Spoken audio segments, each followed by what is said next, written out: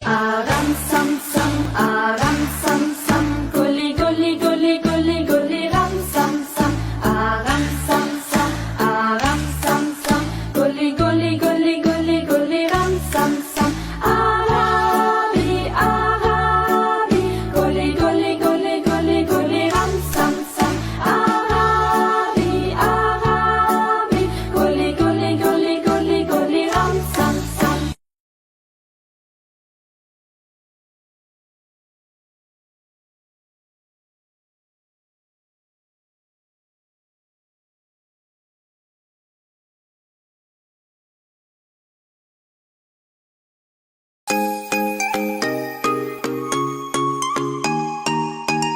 Assalamualaikum warahmatullahi wabarakatuh. Hello nice people, welcome to English lesson. Belajar sambil rebahan ala Fikih lesson.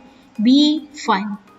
Nice people, hari ini kita akan belajar bagaimana sih cara menyusun teks deskriptif tentang tempat wisata. Apa saja sih yang akan kita deskripsikan tentang tempat wisata? Yang pertama adalah identitinya atau identitasnya.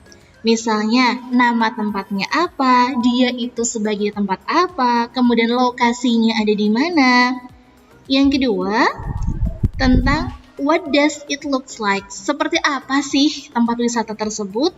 Misal, dari bentuknya, dari tingginya, fasilitas di situ apa saja, di situ ada apa aja, kemudian keunikannya. Dan yang ketiga bisa berupa historinya atau sejarahnya. Kapan sih itu dibangun? Siapa sih yang membangun? Nah, poin-poin itu tadi seperti identitas, kemudian what does it looks like, kemudian historinya, itu bisa kamu jadiin acuan apabila kamu ingin menyusun teks deskripsi tentang sebuah tempat wisata. Selanjutnya, yuk kita buat contoh teks deskripsi tentang tempat wisata. Saya punya sebuah gambar, ini adalah gambar dari Menara Kudus. Kita tulis saja judulnya, Menara Kudus. Seperti tadi, yang pertama kali kita deskripsikan adalah tentang identity-nya atau identitasnya. Identitasnya, namanya apa sih? Kita tulis, Menara Kudus is one of destination of religious tourism in Central Java. Jadi Menara Kudus itu adalah salah satu wisata religi yang ada di Jawa Tengah. Kemudian, misal kita lanjut lagi ke lokasinya, misal Masjid Menara Kudus, also known, disebut juga dengan Masjid Aqsa, is located. Letaknya ada di Desa Kauman Village Kudus. Misal, ini sudah nama dan juga tempatnya. Maka ini namanya adalah identity atau identitasnya. Kita lanjut ke paragraf kedua tentang histori misalnya. Contohnya, Menara Kudus was built during the Sunan Kudus in 1549.